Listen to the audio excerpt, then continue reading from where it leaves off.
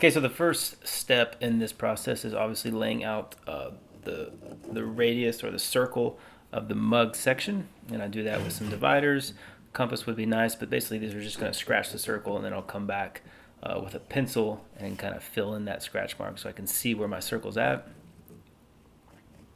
I'm using walnut for this mug. This is a piece of 12-quarter walnut, and it's about 4 inches wide by 3.25 inches thick. This right here is just marking out the hole where the finger hole will be. I wanted to go ahead and do that before I got too far into the project. So I chucked this up on my faceplate, put it on my lathe. The speed was really slow, and I want to say this was the first time I've ever done any face turning. First time I've ever hogged out a bowl or done anything like that. I didn't practice, I just jumped right in. So if you know anything about turning, you can probably see a lot of bad technique in here, but it worked, and got some practice to do on the lathe, but I do enjoy it, and just the more you do it, the more you'll learn. I'm using a bowl gouge just to slowly work it out, and it's kind of a swooping cut from the start of the cup all the way down to the bottom. And where I ran into some troubles was just keeping that cut going. It wants to slide out of the cut, and also at the bottom of the bowl, it's a little bit hard to finish off nice and clean right at the center of the bowl.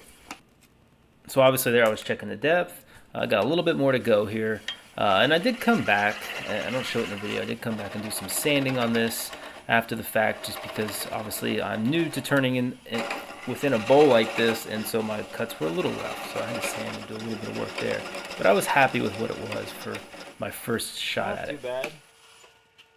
So after I turn out the bowl area, I'm going to go ahead and go to the drill press and drill out that hole. I need to do it while the blank is flat and square, so this is the best time to do it. I use a Forstner bit. I think this is a 1-inch Forstner bit or 7/8, and I just basically drilled deep enough to clear where my handle was, which is pretty much the whole length of that drill bit. It cut it really close.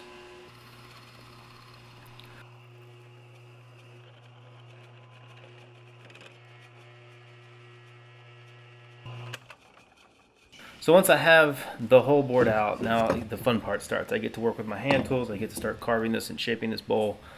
So first I lay out my handle. I think it was about 7/8 of an inch thick, the actual handle, and it's centered obviously on that cup. And I'm just going to basically saw it out with a handsaw, a lot like you're cutting a tenon on a piece of joinery for furniture. You're just basically cutting out those two side cheeks, which you'll see here in a second. I've got a rip saw, and my aim is to obviously cut as close and as straight to the line as I can here, but I do have some room for error. I can come back and fix it fairly easily if I get a little bit off. But luckily on this one I was sawing pretty straight, so it came out pretty good.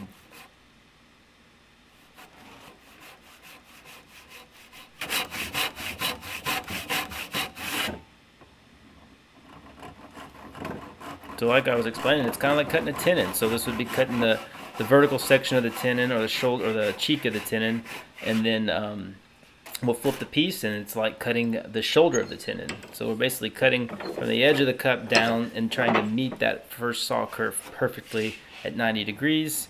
It doesn't necessarily have to be perfectly 90 because we're going to shape this into a cylinder, but that's my aim. I'm trying to cut straight. Anytime I'm using a saw, I'm trying to cut straight on my line. And you can kind of see the profile of the handle there, and this is going to end up being waste, and it's going to go in the burn pile, but it gives you an idea of what I'm aiming for on that handle shape.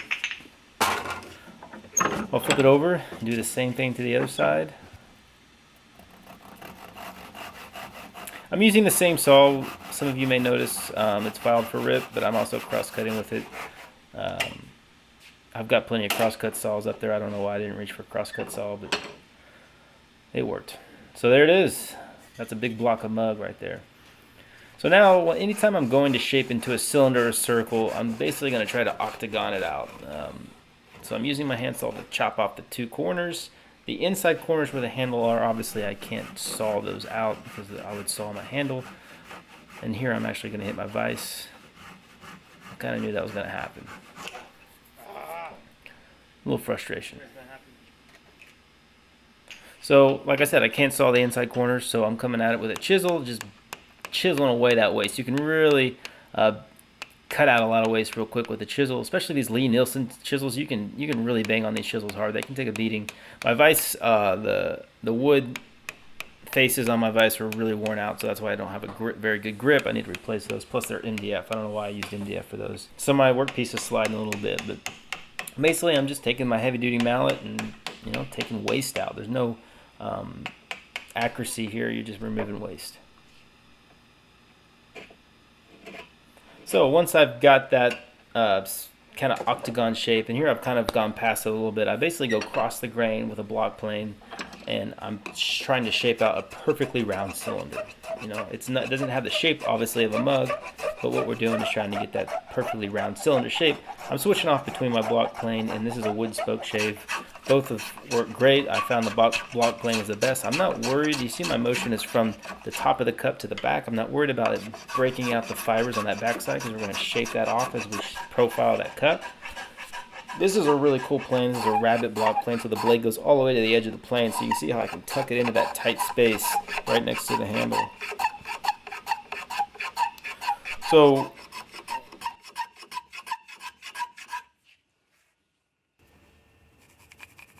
with this cylinder shape, I'm going to cut out the profile of the handle, and I just do that by hand as well with a coping saw.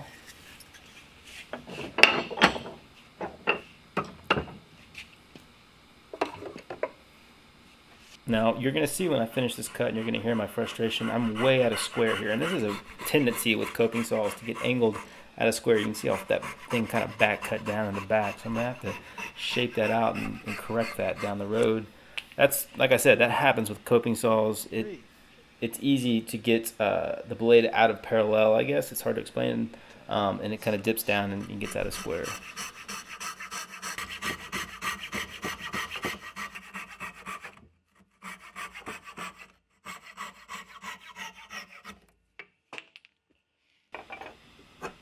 Okay, so now begins the part of shaping the kind of the bottom of the mug, and I'm just roughing it out with a draw knife. Obviously the end grain of this walnut is super tough, super hard, so it was quite a bit of work getting it all roughed out with the draw knife. I can only do the outside of it, but it's also the quickest way if you're doing it by hand. You know, draw knife will take a lot of material off. So I switched over to a wooden spoke shave. This is set for a heavy cut, and this is also going to take quite a bit of material, but it's going to take out those cut marks from the draw knife and smooth everything and begin that process of refining the shape. So now I go back to my chisel, the back side of that bowl where the handle is. You really can't work with spoke shaves, so I'm just having to carve it basically with a chisel and some different kind of gouges. The chisel's mostly taking a lot of the waste, and I'll refine that shape with my gouges and my rasp.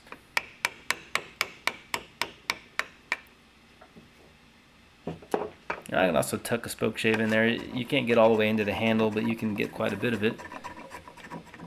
I also did mark a circle on the bottom of the mug, so I had a reference of where to go to when I was shaping that bowl. Now I come back with a finer set spoke shave. These are my Lee Nielsen spoke shaves, and they make a really nice fine cut. They're super sharp, and these will really refine the shape and make it look nice.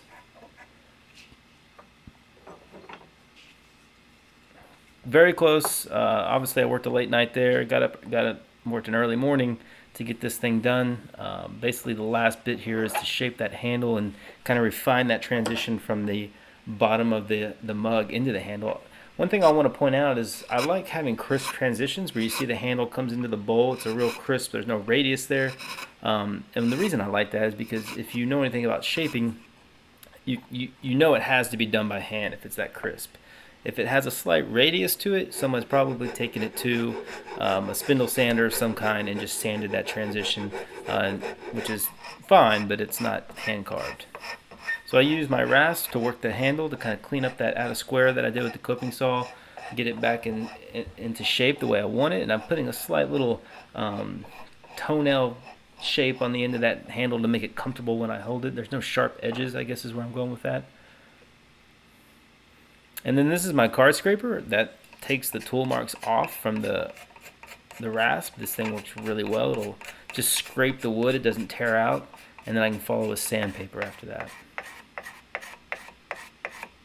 I did do quite a bit of sanding. I find myself to be a decent carver, but if you're a really, really good carver, you can really almost finish. You can finish off the tool. and I come in and do some sanding because I'm still learning.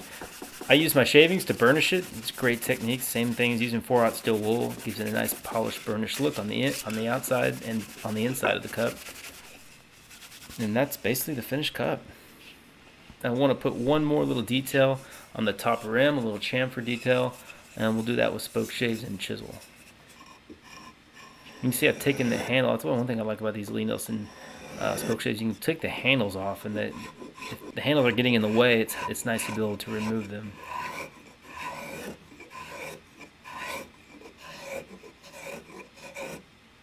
So as I work in closer to that handle, obviously the spoke shave can only do so much. I'm going to have to change tools. I'm going to have to go to a chisel to kind of refine that. You could also use a knife as well, but I find myself most comfortable with a chisel. And again, this is a part where you can show off the carving, because I'm going to make a cool, nice transition from that chamfer into the handle, something you couldn't do if you were using a spindle sander or some kind of sander or shaping it with a power tool. That's the great thing about hand tools, is you get these real crisp transitions in your carvings.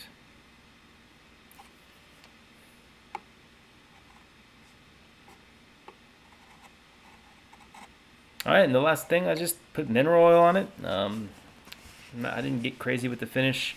I love the way this walnut looks, a little sapwood there, which really is a nice touch to this. Cool mug, happy with it, came out great. Still made my coffee taste like wood. That's okay though.